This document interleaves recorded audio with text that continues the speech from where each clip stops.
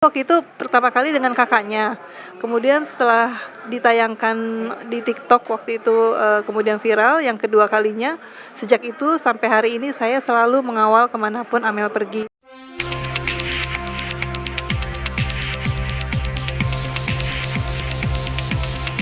Pertama saya mengucapkan syukur, puji syukur kepada Allah yang Maha Kuasa atas semua, eee, barokah, semua jalan yang telah dibuat oleh Allah kepada anak saya. Karena memberikan satu peluang, satu kesempatan di mana anak saya bisa untuk mengeksplor, mencoba hal baru yang selama ini belum pernah, dia lakukan. Dan saya juga merasa sangat, bersyukur karena alhamdulillah insyaallah, lagu yang rilis oleh anak saya bisa diterima oleh masyarakat, seperti lagu yang pertama. Jadi lagu yang pertama itu adalah lagu single serupa. Yang kedua adalah lagu Ku Ingin Bebas dan keduanya, diciptakan oleh Om Domi Allen. Ya, saya sebagai orang tua sebelum dan setelah ini pun saya selalu bangga kepada anak-anak saya. Saya selalu berharap mereka mampu untuk berdiri di atas kaki sendiri dan mungkin ini adalah jalan dari Allah supaya anak-anak saya nantinya bisa mampu berdiri di atas kakinya sendiri. Udah bisa mencari uang sendiri gimana sih rasanya? Ya, alhamdulillah itu puji syukur yang kita selalu panjatkan kepada Allah, apapun dan bagaimanapun bentuk, kerjasama yang ada itu merupakan satu anugerah, sebuah jalan yang dibuka begitu lebar oleh Allah, tinggal kami memanfaatkannya dengan baik dan dengan, lillahi ta'ala. Kalau kontrak sebagai penyanyi berapa tahun? Gimana? Kontrak sebagai penyanyi berapa tahun? Kalau sebagai penyanyi sebetulnya kami tidak ada kontrak dengan TA Pro, tapi, kami sangat menghargai TA Pro sebagai, label yang pertama kali menemukan Amel dan mengangkat Amel, memberikan satu kesempatan, bukan cuma sebagai, dianggap sebagai sebuah aset, tapi kami itu merasa dianggap sebagai keluarga baru bagi TA Pro. Jadi walaupun tanpa kontrak, insya Allah kami tidak akan pernah meninggalkan TA Pro. Oh gitu, jadi nggak ada kontrak sama sekali? Tidak ada. Jadi untuk hitung-hitungan nominal gimana kalau nggak ada kontrak? Itu sebetulnya bukan hitung-hitungan nominal ya, kita saling percaya, kekeluargaan. Ya, sejak awal pertama kali waktu itu, Kak Taufik ya yang meminta untuk foto pertama kali, itu waktu itu pertama kali dengan kakaknya. Kemudian setelah ditayangkan di TikTok waktu itu, kemudian viral yang kedua kalinya, sejak itu sampai hari ini saya selalu mengawal kemanapun Amel pergi, tidak pernah saya lepaskan. Karena bagaimanapun juga Amel masih remaja biasa yang belum punya pengalaman di dunia entertain ini dan saya pun demikian.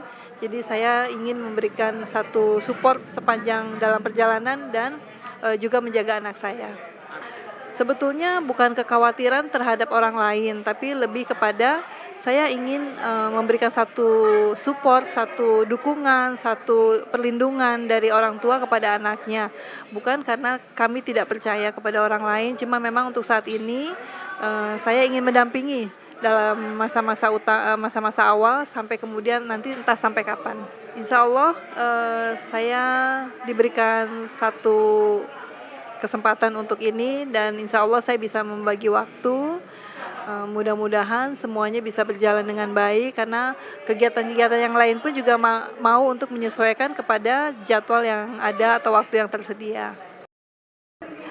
Memang sebagai remaja biasa yang kemudian mengalami hal seperti ini, wajar, menurut saya wajar ya seorang anak remaja mengalami down pada saat mendapatkan hal-hal yang tidak sesuai.